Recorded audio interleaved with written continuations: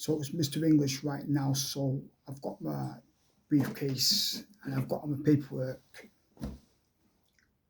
to do with the lawsuit.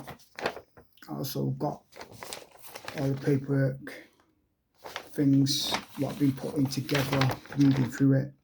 And it says here, in respect of what caused the fire, it is my honest belief that the fire started as a result of Mr. English TV. And they've gone on to say that they believe that I've wedged the TV into a plug socket and blew the fucking flat up, which is arson. Accidental or not, that's arson. That's a 10-year sentence.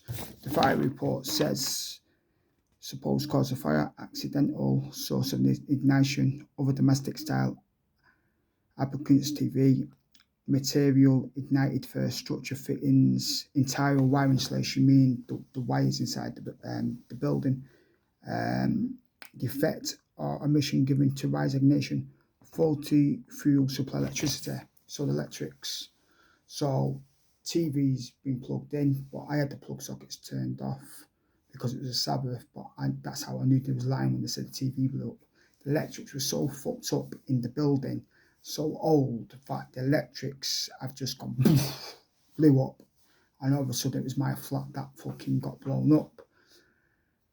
So right away when I got the fire report, I'm a solicitor, got the fire report, but they was telling everyone that I caused the fire. Everybody to say that I caused the fire. And at the same time, they used the fire report to gain money and then denied the fire report, got an expert to blame me. So it was a civil case, but the main thing is that I got the case to court. Got struck out on a technicality because my solicitor didn't put paperwork in. So I sacked him, took the counter-sue on with the 25 grand debt for the counter-sue for their legal fees. Secondly, I wrote to the judge, QC, Queen's Counsel, which is the high judge. He allowed the case to go back to court. And then after that, the circuit judge, who had to overturn the case because all my paperwork's in, he didn't, because I wanted a trial with Salford Council, Select Homes, Salford Council, and then Manchester Council, because they all come together. Also Manchester University, where the 30-year expert came to dispute that the fire report was not true and that I caused the fire. So the circuit judge wouldn't overturn it, and then he he said to me, take legal action against my solicitor, then come back my law firm, which has failed me.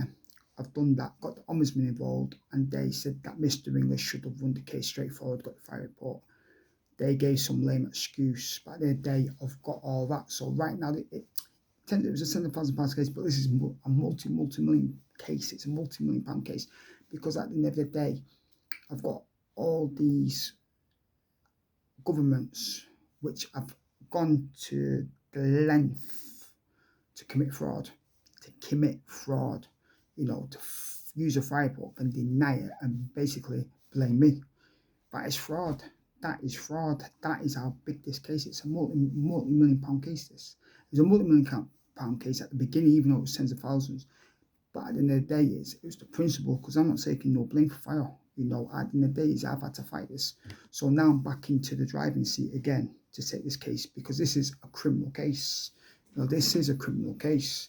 I've got everything here. I've got all the paperwork from my last case with a civil case, from all the paperwork to mount up to say, you know what, that's the fire report. That's what's being said. This is what the government's doing to deny it, even though that was a true fact, and it didn't stop them from using it to gain insurance money. So that is where I'm at and where I'm living right now. They've just spent 1.5 billion because it's close to city centre, Salford Cathedral, because we're still a Salford city of our own. They've got all that, so they've got their plans, and right now, I'm saying, I'm not against that, but right now I've got my case to take back onto court, and that is what I'm doing. I will be taking my case back onto court.